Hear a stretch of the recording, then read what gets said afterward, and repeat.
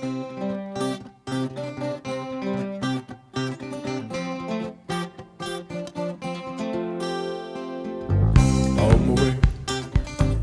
welcome to Outdoor Action. We're so excited to have you. I'm Jesus. I'm Jake. I'm Erica. I'm Eugene. In this video, we'll discuss what you need to bring on frost trip. These are all items you might have at home already, or that you can probably borrow from a friend. First, we're going to talk about backpacks and sleeping gear. If you're going on a trip that includes a backpacking portion, you're going to need a backpack.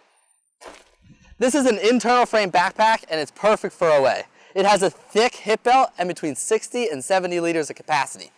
If you have access to one, we strongly encourage you to bring it. However, if you don't, we understand. Most people going on frost trip have never been backpacking before. Indicate on your application that you need a backpack and we'll be happy to provide one. Alternatively, this is an external frame pack. It works just as well for OA. If you have it, bring it. At night, you're going to be sleeping in a sleeping bag. This one's perfect. It's synthetic, but down works just as well.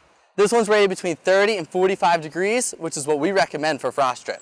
If you bring your own sleeping bag, you're going to need a stuff sack. Looks just like this. You're going to put your sleeping bag in your stuff sack during the day when you carry it around. It'll look like this. You're going to want to line your stuff sack with a black trash bag, so make sure to bring one. Your leaders will show you how to do it. At night, you're going to need a sleeping pad to sleep on. It's going to keep you insulated from the ground and comfortable throughout the night. This one's foam and can be bought at Walmart or any local camping store.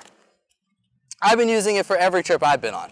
However, an alternative version that many people use is an inflatable version. It's called an inflatable camping mattress and can additionally be bought at the same stores. Now let's talk about clothing. One of the overarching themes about clothing is to minimize the amount of cotton you bring on your trip. When cotton material gets wet, it can take several days to dry, whereas it may only take several hours for synthetic material. You should bring 2 to 3 t-shirts on your trip. Ideally, your t-shirt should be fully synthetic, but it can be up to 50% cotton. You'll be bringing a long sleeve shirt. It should be fully synthetic. I also have this long sleeve from high school. At night, it can get cold, so you should bring a wool sweater or a fleece. This is a fleece I have from frost trip. This is another example of a fleece that works well. You should also bring a warm hat. It can be wool or other synthetic material. One of the most important pieces of clothing you should bring is your rain jacket.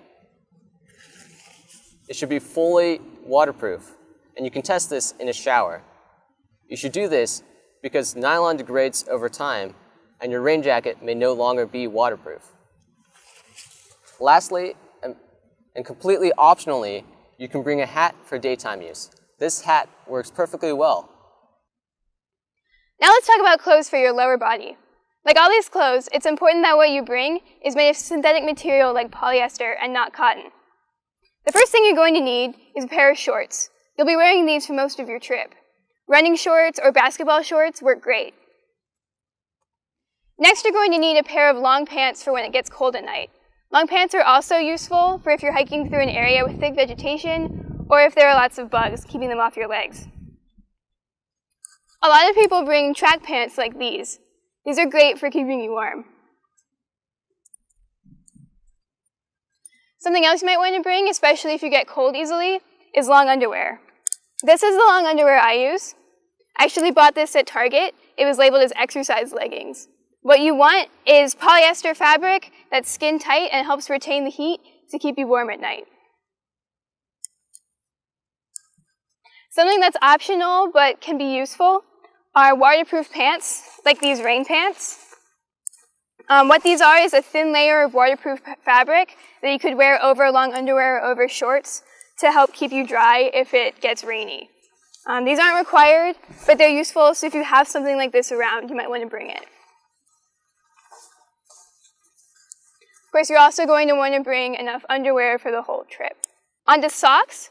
There are 2 types of socks that OA recommends bringing. The most important are wool socks like these. Wool is really important for your feet because it absorbs sweat but still stays dry, or a lot drier than cotton. So your feet are going to stay dry and happy if you bring wool socks. The other type of socks are these polyester liner socks. These are like thin socks that you wear under your wool socks, and they help prevent friction and rubbing on your feet. These aren't necessary, but a lot of people like hiking with them. One of the most important pieces of gear that you'll be bringing on your trip are your hiking boots. The most important thing about your hiking boots is that you wear them a lot and break them in. That'll help prevent a lot of rubbing on your feet when you're hiking. The main reason that we wear hiking boots is to give your feet and ankles support. So it's important that you bring shoes that have lots of ankle support, like these boots. You also want your shoes to be lightweight. You want them to be more durable than tennis shoes with like thick soles like these shoes, but not super heavy. Don't bring like work boots. So these are a good example of shoes with ankle support. This is another example of the sort of shoe you will want to bring for OA. Lots of ankle support, but very lightweight. Finally, you want to bring another type of shoe, a camp shoe, for wearing around the campsite after you're done hiking for the night. Sandals like these that stay on your feet, not like flip-flops which come off easily, are a great idea. Other people bring like old tennis shoes, sneakers, or shoes like Crocs. Just anything that's going to stay on your feet and be more relaxing for you to wear in camp than hiking boots. All right, and finally, let's talk about the small pieces of personal equipment that you'll bring with you on the trip. Probably one of the most important pieces of equipment is a water bottle such like this one. We recommend bringing the 1 liter size such as this Nalgene, and it's important that you have 3 water bottles with you on the trip. Now let's talk about personal care. Don't forget your toothbrush. It's important that if you have a case like this one, you should bring it so that you can keep your toothbrush nice and protected when you're outside. You should also know that everything you bring with you, you'll be carrying on the trip. So travel size items such like this toothpaste and this sunscreen are great, and you should bring both of these. An optional piece of equipment is this bug spray. If you do bring bug spray, we ask that it's not aerosol and that it's at least, that it should be lower than 30% D so that we can still be friendly to the environment. It's important to notice that you may get your period even if you're not expecting it because of the increased physical activity and the different environment. So you should bring tampons and pads with you. If you're taking any medication, you should also bring it with you, but only bring the appropriate amount for the 5 days that you'll be out on the trail. If you wear contacts, you can bring them too, but don't forget to bring your contact solution and your case for your contacts. If you do, don't forget to bring a spare pair of glasses with your case so that you can also have it with you on the trip in case anything happens to your contacts. Another very important piece of equipment that you should bring is a flashlight. We recommend these 2 options, a headlamp or a flashlight. Either one works fine. If you do bring a headlamp, the batteries sometimes run out quickly, so you should bring a spare pair of batteries with you.